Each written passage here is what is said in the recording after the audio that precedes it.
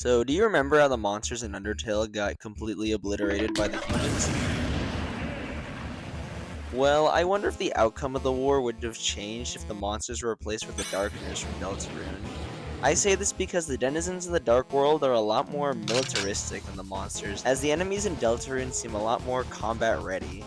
Anyways, as you've already read in the title, I'm going to be doing the same ranking system as the Undertale video with all the enemies in Deltarune. And if you haven't watched that video, I'm just going to give the enemies of Deltarune ranks that correspond with the military to create a form of hierarchy because I like order. I'll be condensing chapter 1 and 2's enemies into a singular military, and if you're wondering who's going to be the leader, just you wait until the end. Also, I'm excluding Ralsei, Chris, and Noelle from this list because you don't actually fight them. Anyways, I don't want to waste your time, so let's get started. Jigsaw encapsulates what it means to be a basic generic grunt, weak, expendable, and serves as a very minuscule threat. I don't really blame them for the reluctance though, they canonically are only part of King's army for the money, and hey, whatever puts food on the table. Ralsei Dummy, despite looking very similar to our favorite shady goat boy, doesn't really have anything that could give it above the private rank. Perhaps it could be used to train new members of the army on how to fight. Imagine enlisting into the army and your sole task is to be a punching bag. That must suck. Pawn men, despite their decent strength, are far too simple to be given any form of authority. Their one square at a time lifestyle doesn't seem like one that could take them places in the hierarchy. At least they focus on only moving forward. I could learn a thing or two from these guys. Rabbit is a darkener with a pretty decent tactic, that being a good old-fashioned ambush. God, I'm hilarious. I mean, using a bush as camouflage before lunging at your opponent isn't that bad of a strategy, and Rabbit earns points for that. Too bad it's pretty weak. Mouse is a darkener that definitely exists. Despite being a creature from another world, it essentially just acts like a regular mouse. And it even likes cheese. I mean, it's literally just a mouse. You've got to have at least 3 together in order to make some kind of effective leader. But what are the chances of that? Rudin is another example of a textbook grunt. The thing that prevents it from falling into the private rank is its ambition. I mean, its ambition is literally greed, but at least ambition is there.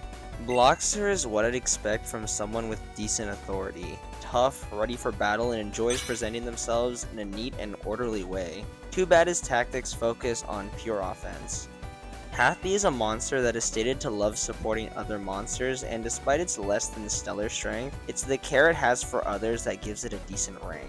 Viravira-kun is pretty interesting character-wise. Although it's decently strong and has a heart of gold, it actively clashes against the law, so this guy is probably not going to follow orders pretty well. Despite this, its decent strength does make it deserving of a solid rank.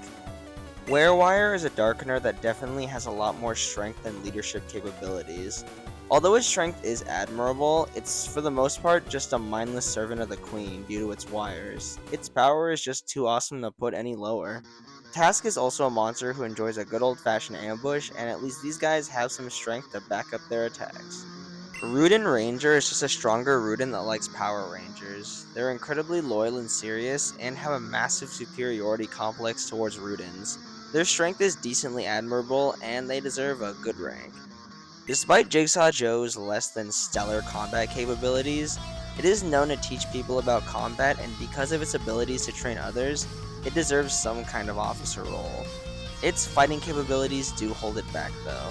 Pop-Up is a darker that has a pretty decent tactic when it comes to combat, because his entire strategy consists of baiting his opponents and feeding off of their attention to get stronger. A solid tactic for an all-around solid soldier. Head Happy is just a stronger and more capable version of Happy. It also takes a lot more to fluster them, making the effort it takes to psychologically battle them much harder. It also doesn't have as many friends as regular Happy, but despite this, their effectiveness as a combatant is still quite prevalent. Ambulance is a powerful, aggressive fighter and dedicated to upholding the law within the Cyber City. This dedication to the cause makes them deserving of a decent rank, and they can also be pretty chill too sometimes. Swatchlings, despite serving as butlers in Queen's Castle, are far too muscular and powerful to not give a decent rank. And I know I specify that I'll only rank enemies you fight, but Swatch is also getting a rank too, because I feel like he deserves one. Werewire is a battle-loving darkener and holds fighting in extremely high regard. Its strength and willpower are no joke, and deserves a high rank. The only issue is that he's very quiet, meaning that you should rely on someone else to give you orders. K-Round is more of a figurehead of power more than an actual leader. It doesn't really have any leadership qualities, but I'm sure that Crown will inspire those around it to fight. I just hope it doesn't lose it or it's all gonna go downhill for people. The musical robot trio Sweet Captain Cakes are all deserving of the Colonel rank. Actually, it's like they all have a third of the Colonel rank and become a Colonel when they're all working together. They're an excellent team that knows how to rally people together and are one of the few characters to harness the power of almond milk. Clover is another excellent fit for the Colonel rank due to her 3 heads. Although the 3 heads aren't exactly the brightest, they're still attached to a giant Hydra monster that would definitely give any opponent nightmares. The rank of Brigadier General is nothing to scoff at. To hold the rank of a Brigadier General, one must have cunning, experience, skill, and a lot more.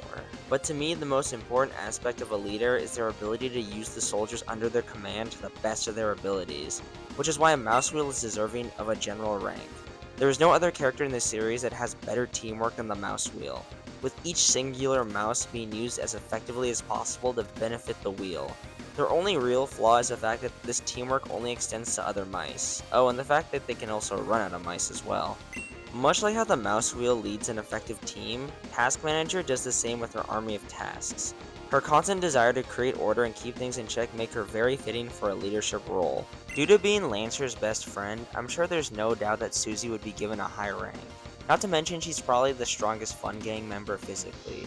The only thing that holds her back is her laziness, which could be seen in Chapter 1, but I don't know if that's because she was just hanging out with Lancer. It may seem weird that Birdly is higher than Susie, but before you raise your pitchforks at me in the comments, I'm not ranking him higher based on strength and power. That's an entirely different can of worms. Birdly is this high because, despite some stupidity, is a hard worker and tries his hardest when serving the Queen. He's also pretty tough and can make a pretty good plan. Overall, Birdly is a solid general, even though he can be a little much. I mean, it was pretty obvious that Lancer was going to be a high rank. Sure, his leadership abilities are less than stellar, sure he's extremely lazy, and sure he has a horrible sense of direction, but he tries, goddammit. Wait, why did I give him this high of a rank? Oh, yeah, nepotism.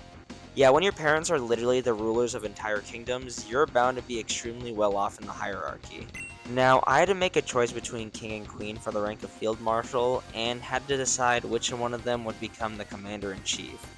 It was extremely hard to make that decision, but I'm gonna have to make Queen the Field Marshal. Yes, she's got the giant robot, and yes, she's got the mind-controlling wires, but she's pretty naive despite being a computer, as she didn't realize her entire plan that she put into motion would destroy her people. She's also not that motivated to defeat her opponents, shown throughout the entirety of Chapter 2 where she just kinda hangs out with you, and only becomes a real threat at the end of the game. Overall, Queen is still a powerful and capable leader and deserving to be at the top of the military. With Queen leading the army, that makes King the Commander-in-Chief, as despite being less powerful than Queen, debatably, is driven towards his admittedly naive goals and works toward them tirelessly. His dedication allows him to take the spot at the top of the hierarchy. For the Secretary of Defense, it's obvious that Rule's card is going to be the perfect fit. His puzzles will effectively hold off enemies for a solid couple of seconds. The head of the National Security Council will be Swatch, as his time with royalty and leadership make him extremely effective in being King's advisor. Now you're probably asking, Kustopia, what about Spamton and Jevil? Well, my dear viewer, do you know how most countries have nukes? Well, the Darkners have Jevil and Spamton. Their absolute lunacy and power make them unable to have a specific rank and are instead used in the most dire situations, when all hope seems lost. They're quite literally the scorched earth option if the Darkners find themselves on the verge of losing everything. Oh yeah, if you want to know about Nubert and Starwalker, they're just going to be like the Uncle Sams of Darkner's military, and aid them in recruitment. And that's it. Sorry if this was such a short conclusion. I'm kind of in a hurry to write this as I'm preparing for Thanksgiving, college, and the horrifying fact that I'm an adult now. Anyways, thank you all for watching, and I will see you all in the next video.